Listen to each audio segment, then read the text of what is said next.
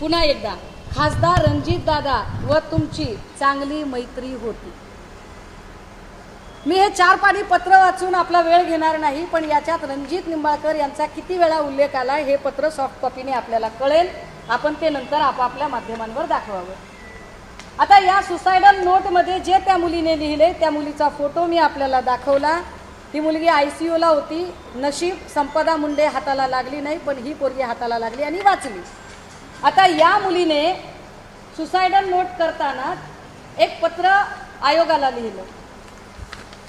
मला कमाल वाटते। खरं तर महिला आयोग नावाच्या गोष्टीवर आता मला बोलायची इच्छा नाही।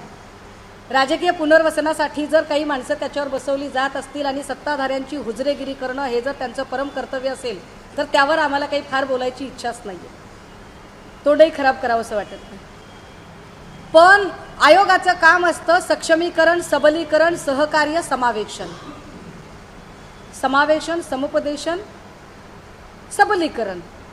आयोगाचं काम प्रेस घेणे नाही। काल मी जे प्रश्न उपस्थित केले ते पोलीस स्टेशन आणि पोलिसांवर केले।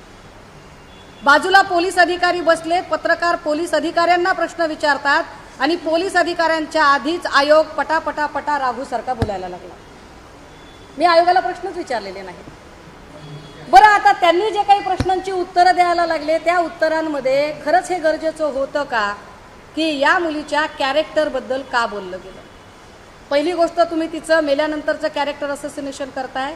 मुळात जिथे तपास यंत्रणेवरच माझा आक्षेप आहे, मुळात जिथे पोलीस यंत्रणा संशयाच्या घेऱ्यात आहे, जी पोलीस यंत्रणा संशयाच्या घेऱ्यात आहे, ज्या पोलीस यंत्रणेवरच अनेक प्रश्नचिन्ह उपस्थित झालेले आहेत, त्या पोलीस यंत्रणेने तयार केलेले पुरावे, त्या पोलीस यंत्रणेने समोर आणलेला व्हॉट्सअप चॅट आम्ही किती व्हॅलिड मानायचा बरं? आणि त्या व्हॉट्सअप चॅटच्या आधारे जर आयोगावर बसलेली एखादी व्यक्ती जर सांगत असेल की हे मुलीचं असं झालं तसं झालं, मग ते 2 ठिकाणी वगैरे, मुळात हा आयोग काय पद्धतीने काम करतो हे एकदा सांगितलं पाहिजे। जर आयोगाला इतका म्हणजे पत्रकार परिषदा घ्यायचा एवढा नाद आहे, आयोगाला जर एखाद्या मुलीबद्दल इतका कळवळा आहे, तर तो कळवळा वर्षा आगवणे आणि हर्षा आगवणे यांच्याबद्दल का आला नाही? वर्षा आगवणे आणि हर्षा आगवणे यांनी आत्महत्या करताना हे पत्र लिहिलं।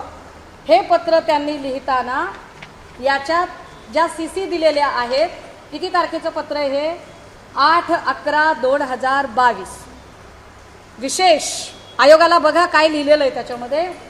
विषय: फलटण शहर तसेच ग्रामीण पोलीस स्टेशनचे काही अधिकारी व कर्मचारी तसेच सेंट्रल बँक ऑफ इंडिया शाखा गिरवीचे प्राधिकृत अधिकारी श्री किरण डुकरे। बघा चौकशीच्या कक्षेत नावं किती येत आहेत ती।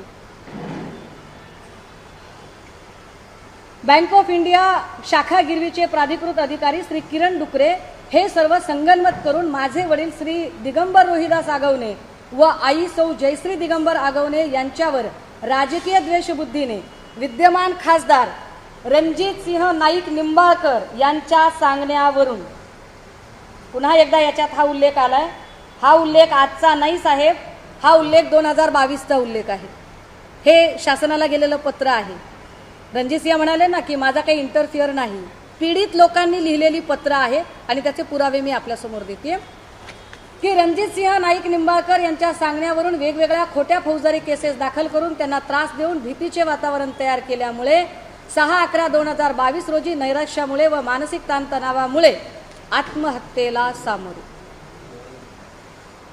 काय जर तुम्हाला एवढ्या पत्रकार परिषदा घेण्याचा नाद आहे तर वर्षा आगवणे आणि हर्षा आगवणेच्या प्रकरणात तुम्ही का घेतली नाही पत्रकार परिषद? का नाईक निंबाळकरांना तेव्हाच प्रश्न विचारले नाही? का तुम्ही वैष्णवी हगवणे प्रकरणात वैष्णवीच्या बाजूने प्रश्न विचारले नाही? का तुम्ही वेगवेगळ्या TV चॅनलच्या डिबेटमधून पळून गेला होतात? का तुम्हाला तनिषा भिसे प्रकरणात रिपोर्ट सादर करायचा होता जो आतापर्यंत सादर करता आला नाही?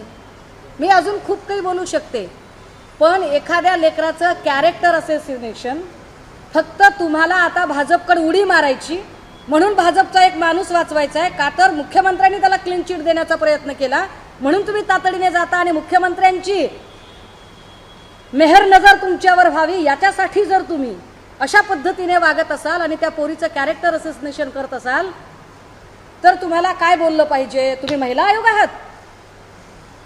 महिला आयोग असा बदनामी करत नसतो कुठल्या बाईची. म्हणजे मला सुनील तटकरेंना या पत्रकार परिषदेच्या निमित्ताने सांगायचंय, आवरा जरा माणसं, आवरा. चुकीच्या लोकांना चुकीच्या ठिकाणी बसून पक्ष धोक्यात आणू नका आणि महिला आयोगाला काळीमा फासू नका, महिला आयोगाच्या कारकिर्दीला कलंक लावू नका. अशा पद्धतीने वागून तटकरेजी, संघटना सध्या तुमच्याचकडे आहे, त्यामुळे द्या लक्ष याच्याकडे. या सगळ्यांमध्ये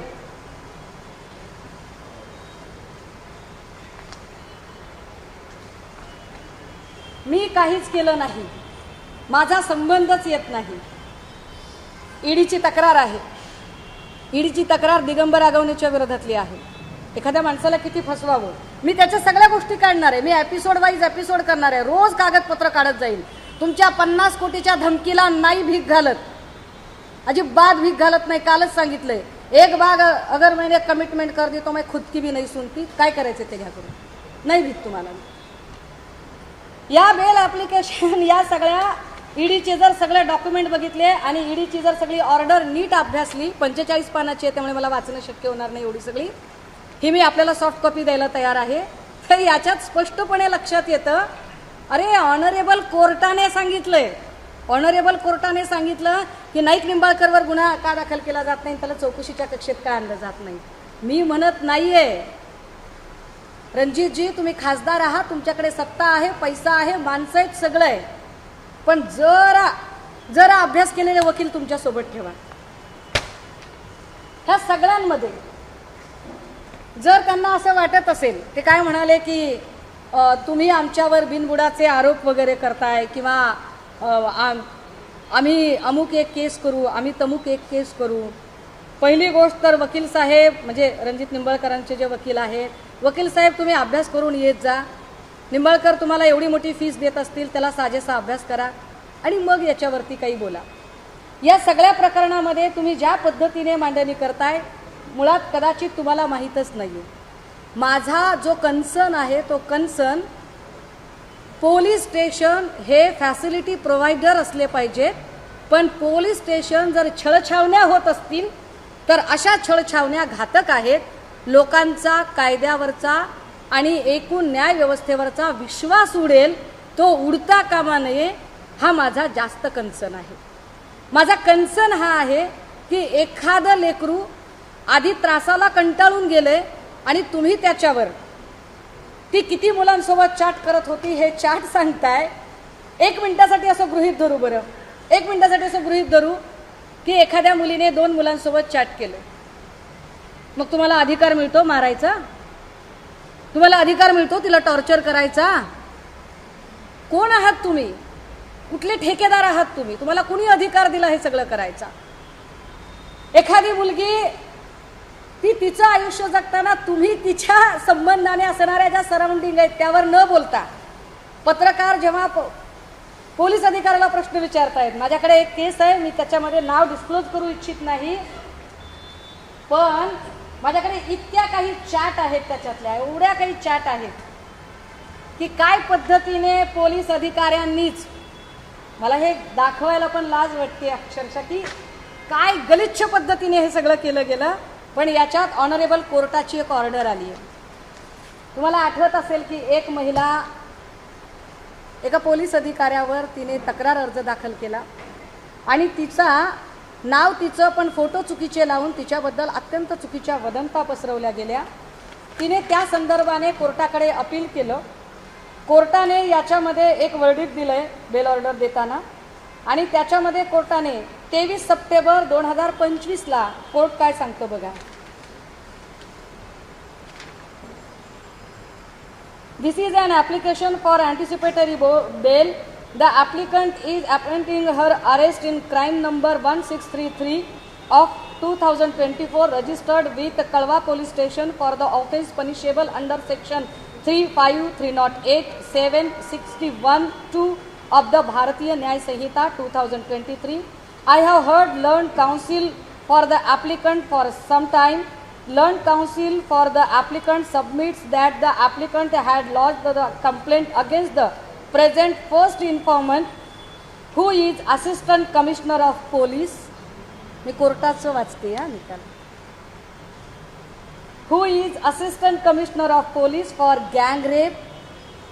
It is submitted that the present FIR alleging extortion is lodged as a counter blast to the said complaint lodged by the applicant. Okay. पुढे असं सांगितलं की I have pursued the FIR. The first informant has made very serious allegation. The first informant has alleged that even ex-judges are the members of extortion gang of the applicant. The said allegation reads thus. की असं सांगितलं गेलं की जज आणि बाईची मिळून टोळी आहे आणि ते लुटतात वगैरे.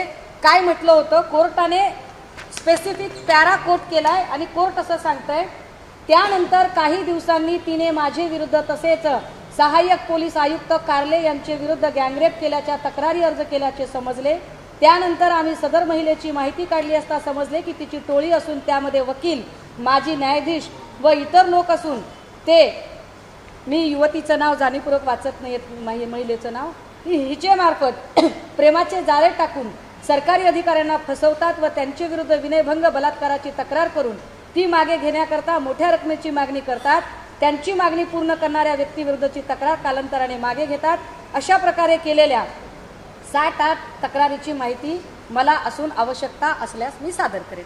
कोर्टाला म्हटलं पोलीस अधिकाऱ्यांनी म्हटलं की आम्ही हे कोर्टाला सादर करू आणि कोर्टाने काय सांगितलं त्यावर The first informant through the investigating officer shall produce the material of relation to the aforesaid allegation on the next date.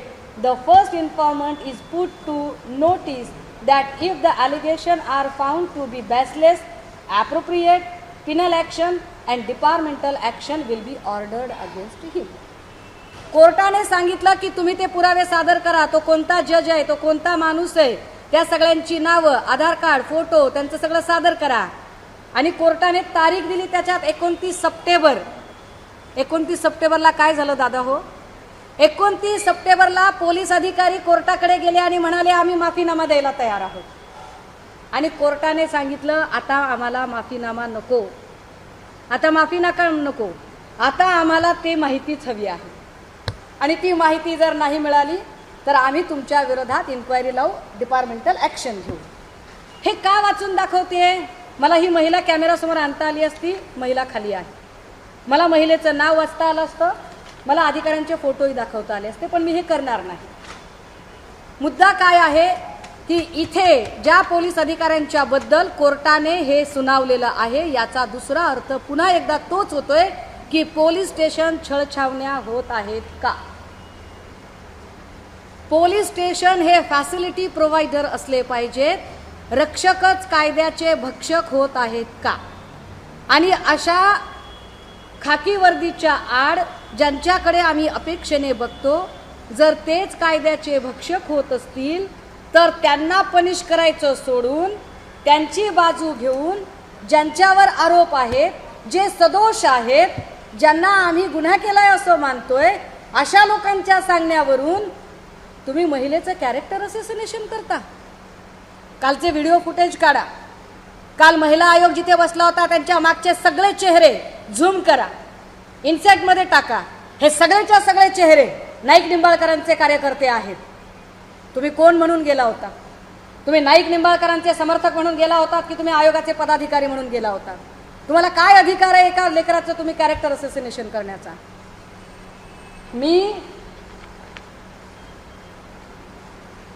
ते म्हणाले की माझ्या म्हणण्यावर काहीच होत नाही, मी कशाला तक्रार दाखल करेल बाबा, मी नाही तक्रार दाखल केली.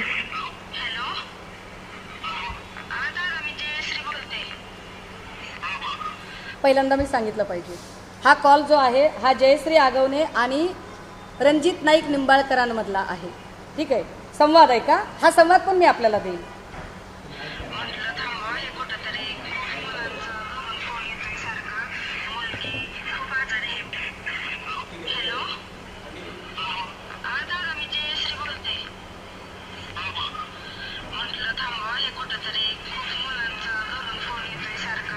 मुलगी खूप आजारी आहे, मोठी नाना आजारी आहे.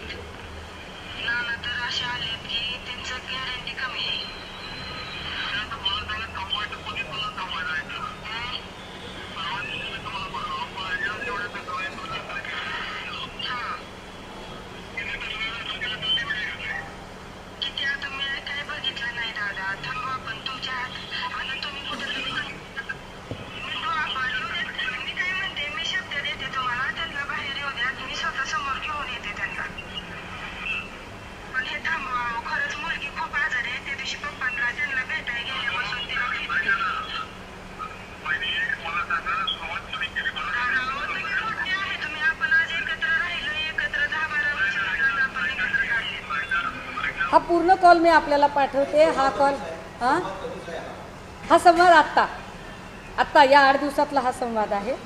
आता मिटवण्याची भाषा रणजित नाईक निंबाळकर करतात. जे नाईक निंबाळकर काल म्हणत होते की माझा या सगळ्या प्रकरणांशी काय संबंध आहे, माझा संबंधच नाही, आगवणेचा माझा तर अजिबातच संबंध नाही, आगवणेवर अशाच केसेस पडलेल्या आहेत. त्या आगवणेची बायको म्हणते की दादा मिटवून घ्या, आणि ते म्हणतात की सुरुवात कुणी केली. म्हणजे यांच्या प्रभावाखाली यांनी अधिकाऱ्यांना आपल्या सत्तेचा गैरवापर करत त्यांना त्रास दिला, हे या ऑडिओवरून स्पष्ट होते. नाईक निंबाळकरांना मला अजून धमक्या जर द्यायच्या असतील तर त्यांनी द्याव्यात. मी पण पुणेकर आहे, तुम्ही मला धमक्या द्या, मी तुम्हाला अजून एक एपिसोड ऐकवेन, मी अजून तुमचे सगळे डॉक्युमेंट काढेन. मग 234 कोटीचं कर्ज कसं घेतलं, स्वराज डेअरीचं काय झालं, स्वराज डेअरी कुठे ग्रुपला कशी विकली, कुठे ग्रुपचा त्याचा परिणाम ज्ञानराधा बँकेवर कसा झाला, कुठे आत कसा गेला, याची सगळी सिरीज मला ही बाहेर काढता येऊ शकेल आणि मी ती काढेन. त्यामुळे मला धमकावू नका. मी लहान माणूस आहे, मी तोड पाण्यातला नाही आहे. मला जर पैसे आणि सत्तेची हाव असती तर मी कदाचित सत्ताधाऱ्यांच्या बाजूला बसले असते, पण मी सत्ताधाऱ्यांपेक्षा मी सत्याच्या बाजूने आहे. माझ्यावर तुमच्या धमक्यांचाही प्रभाव होणार नाही आणि तुमच्या आमिषांचाही प्रभाव होणार नाही. हां, पण मी उर्मट नाही, मी विनम्र आहे. मी अत्यंत नम्रतेने सांगते, पुन्हा एकदा सांगते माध्यमांच्या समोर, medical officer doctor Anshuman Dhumal, DYSP Rahul Dhas, senior PI Mahadik, API Jaypatre, PSI Patil, 2 PA Shinde आणि नागटिळक, स्वतः रणजित सिंह नाईक निंबाळकर, ही सगळी माणसं चौकशीच्या कक्षेत आली पाहिजेत. मी नम्र माणूस आहे, आपण मला तिथून धमक्या द्यायची गरज नाही. मी निहत्ती, काय माझ्याकडे काही माणसं नाहीत, हत्यारं नाहीत, काय नाही, मी निहत्ती फलटणला यायला तयार आहे. मी 2 किंवा 3 तारखेला फलटणला स्वतः येते. काय तुमची लोक माझ्या अंगावर घालायची ती घाला, काय हल्ले करायचे ते करा. मेलेल्या लेकराचं तुम्ही कॅरेक्टर असोसिएशन केलंय म्हटल्यावर आमच्यासारख्यांच्या बाबतीत तर तुम्ही काही करू शकताय. पण तुम्हाला जे करायचंय ते करा, मी लढणार आहे. आणि होय, मी फलटण पोलीस स्टेशनला येणार आहे. फलटण पोलीस स्टेशनला येण्याची माझी तारीख 2 किंवा 3 असेल, ही माध्यमांच्या समोर आत्ता स्पष्ट करते. थँक्यू.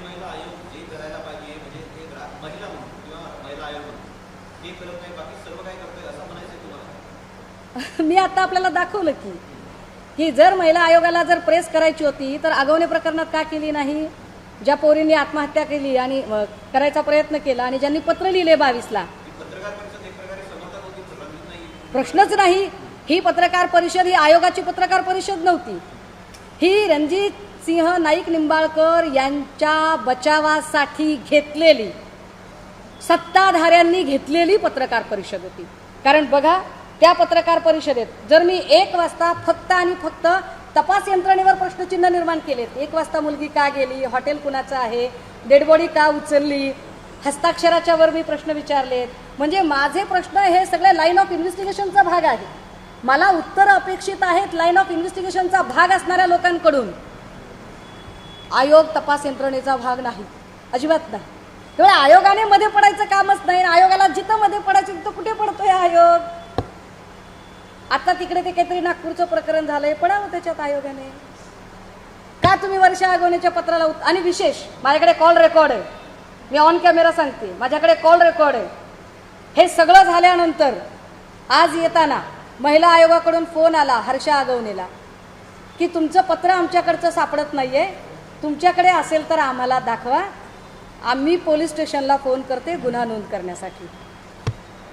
हे ते पत्र त्या मागत होत्या. लक्ष कसं राहील ऑफिसमध्ये कोणतं पत्र आलंय कोणतं नाही ते. आयोगाला जर लक्ष द्यायचं असेल ना तर आपल्या कार्यक्रमामध्ये जिथं आपल्या पक्षाचं चिन्ह आणि नेत्यांचं बॅनर लागतंय तिथं जो लावणीचा प्रोग्राम झालाय तिकडे लक्ष द्या. आणि नोटिसा पाठवायच्या असतील तर लावणीचा कार्यक्रम घेणाऱ्या त्या लोकांना आयोग म्हणून नोटिसा द्या, तिथं तुमचा बडगा दाखवा. इतर ठिकाणी तुम्ही कॅरेक्टर असोसिएशनच्या भानगडीत पडायचं नाही, अन्यथा आम्ही सभ्य आहोत, सज्जन आहोत, सुसंस्कृत आहोत, पण सहनशीलतेचा अंत बघू नका. या प्रकरणामध्ये 2 आरोपींना अटक झाली, बंदर आणि बंदी. आणखी काही आरोपी असण्याची शक्यता आहे तुम्हाला? माझं म्हणणं आहे की या प्रकरणामध्ये सरळ सरळ दिशाभूल केली जाते.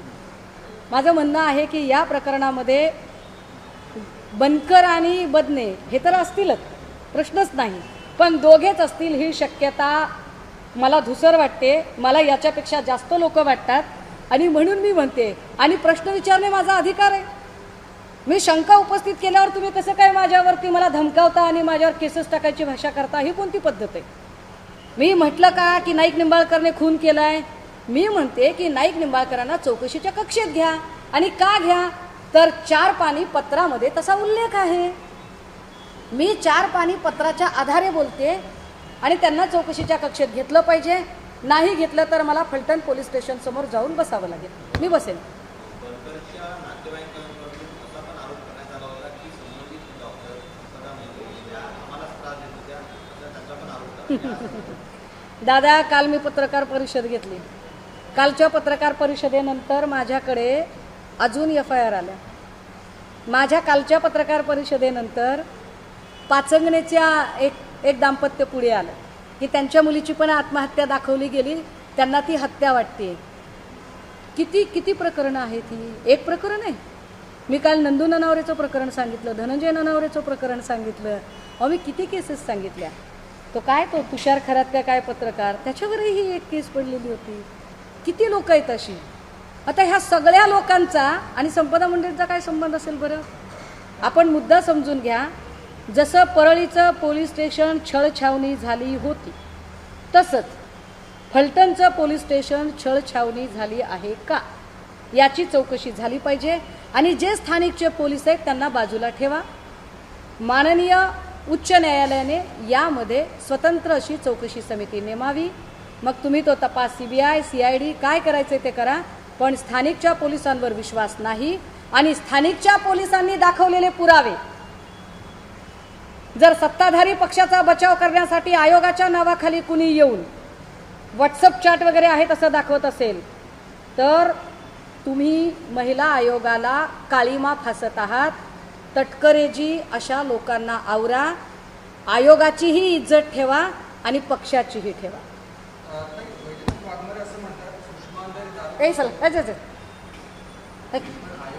चिल्लर लोकांना नका बोलू.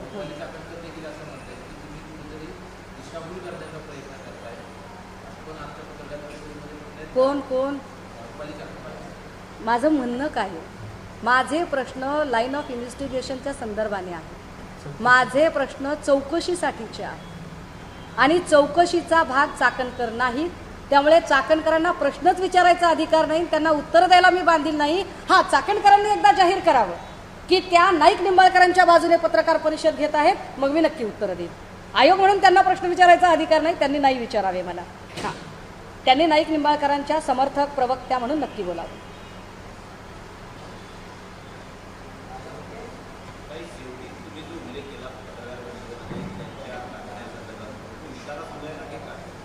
काय म्हणताय? सॉरी.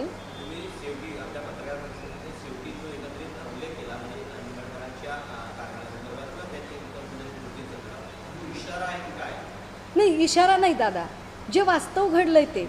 आणि अनेक गोष्टी आहेत. ते म्हणतायत ना की माझा कुठे संबंध नाही. मी किती केसेस सादर करू बरं? मी रोज एक प्रकरण घेऊन मीडियासमोर येईल, मी रोज एका विक्टीमला पुढे घेऊन येईल.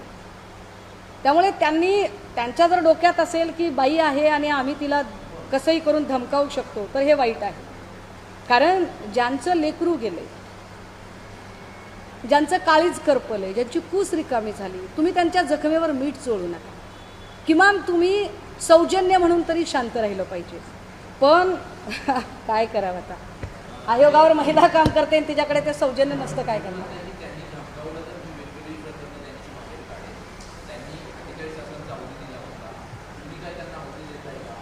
नाही, मी अवधी देणे इतकी कुठे मोठी आहे? मी लहान माणूस आहे, मी साधा माणूस आहे. माझ्या काही डोक्यावर मुख्यमंत्र्यांचा हात आहे काय? आणि माझ्यासाठी काय महिला आयोग मदतीला येणार आहे काय? सत्ताधाऱ्यांच्या वलचणीला गेलेला आयोग माझ्या मदतीसाठी येणार आहे? मी साधा माणूस आहे, सडाफटिंग माणूस आहे. मी काय म्हटलं की मी विनम्र आहे, मी उर्मट नाही. मी विनम्रतेने पोलीस स्टेशनला जाऊन बसेल आणि मी फक्त तुम्ही चौकशीच्या कक्षेत त्यांना घ्या एवढंच सांगेन. मी गुंड नाही आहे, मी मवाली नाही आहे, मी उर्मट नाही आहे, मी कुणालाही धमकावणीची भाषा करू शकत नाही. मी कायद्याचा आदर करणाऱ्यांपैकी आहे. धनंजय मुंडेंनी या प्रकरणामध्ये संपदा मुंडे प्रकरणामध्ये SITची मागणी केली आहे, जी अजूनही मान्य झाली नाही किंवा त्यासंबंधित सरकार काही बोलत नाही. संबंधित पोलीस स्टेशन फलटण असेल तिथले कर्मचारी यांच्याकडून तपास करून इतर यंत्रणेकडे किंवा SIT स्टेशन स्थापन करून तशी काही मागणी आहे? माझी मागणी आहे की माननीय उच्च न्यायालयाने स्वतंत्र चौकशी समिती नेमावी, जी अक्षय शिंदे प्रकरणात पण आपल्याकडे नेमली होती. तेव्हाही मी म्हटलं होतं की अक्षय शिंदेचा एन्काउंटर नाही, हत्या आहे आणि कोर्टाने त्या संबंधाने आपलं म्हणणं मांडलं. मी सोमनाथ सूर्यवंशी प्रकरणामध्येही ही कस्टडियल डेथ आहे हे फार प्रकर्षाने मांडत होते आणि कोर्टाने ते मान्य केलं. मी वेग बोलत नाही आहे, मी हातात कागद घेऊन बोलते. आता आमचं काय म्हणणं आहे की एक तर तुम्ही कॅरेक्टर असॅसिनेशन थांबवा, अन्यथा मग आम्हाला पण 22 वर्षा वार आम्हाला त्याच्यावर येऊ देऊ नका प्लीज. आम्ही फार नम्रतेनं बोलतो, आम्ही हात जोडलेत ना, हात उघडायला भाग पाडू नका. पण याच्यामधले सगळे CDR निघाले पाहिजे. महाडिक आणि रणजितसिंह नाईक निंबाळकर या दोघांचे CDR निघाले पाहिजे. महाडिक आणि राहुल धस यांचा CDR निघाला पाहिजे. महाडिक, रणजितसिंह नाईक आणि बदने बनकर यांचे CDR निघाले पाहिजे. दिलीप भोसले, रणजितसिंह नाईक निंबाळकर, बदने यांचे CDR निघाले पाहिजे. मी ज्या ज्या लोकांची नावं घेते त्यांचे CDR तपासले जावेत. मी असं अजिबात म्हटलं नाही की अमक्याने गुन्हा केला आहे. माझ्या शंका आहेत, मला प्रश्न विचारायचा अधिकार आहे, मला न्याय मागायचा अधिकार आहे. माझ्या जिल्ह्याची लेखमाता आहे, फक्त माझ्या जिल्ह्याची म्हणून नाही, राज्यातली कुठली पण लेखमाता असती तर मी इतक्यात तडफेने उभी राहिली असते. पण एखाद्या लेकराला मेल्यानंतर तुम्ही जे छळलंय ते चीड आणणारं आहे, मी तुम्हाला सोडणार नाही. भैया अभी तो मैंने ट्रेलर दिखाया है, पूरा पिक्चर बाकी है.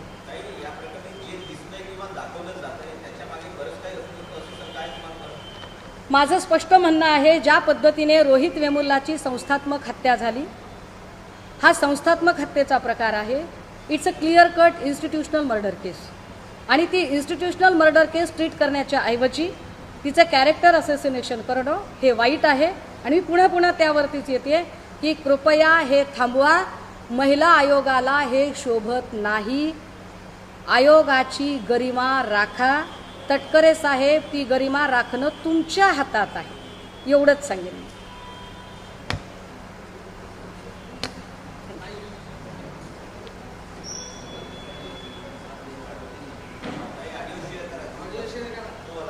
हो, मी तुम्हाला 2-3 ऑडिओ शेअर करते दादा. सिरीज आजपासून. तिसरी मी 2 की 3 तारीख याच्या संबंधाने मला फलटणला जायचे. हां, मला पुन्हा एकदा की मी पक्षीय राजकारणाच्या पलीकडे जाऊन महाराष्ट्रातल्या जनतेला अपील करते. मी कुठल्या पक्षाला अपील करत नाही, मी महाराष्ट्राच्या जनतेला अपील करते. संपदा मुंडे मध्ये ज्यांना कुणाला एक लेकरू गेलंय, एका आईबापाची कूस रिकामी झाली आहे, काळीज करपलंय, ज्यांना कुणाला वाटतंय की या लेकराला न्याय मिळाला पाहिजे, ज्यांना कुणाला वाटतंय की तपास योग्य दिशेने गेला पाहिजे, ज्यांना कुणाला वाटतंय की तिचं चारित्र्य हनन होणं हे अत्यंत गंभीर आणि क्रूर गोष्ट आहे, त्या सगळ्यांना तुम्ही आलात तर आनंद आहे. चला फलटणला न्याय मागायला जाऊया.